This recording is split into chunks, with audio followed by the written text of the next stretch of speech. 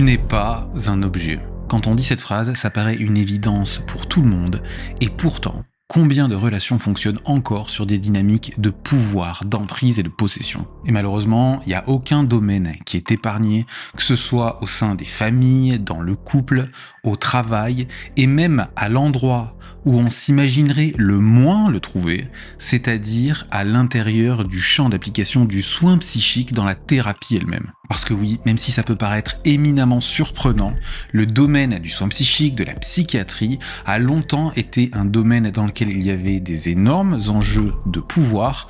Ce pouvoir, certains l'ont utilisé pour soigner, d'autres pour dominer. On est en train de vivre aujourd'hui un véritable moment de bascule, des révélations d'agressions sexuelles, de dérives sectaires, de manipulations à l'intérieur de ce champ d'application. Alors pour commencer, il faut qu'on définisse ensemble ce qu'on cherche à dénoncer.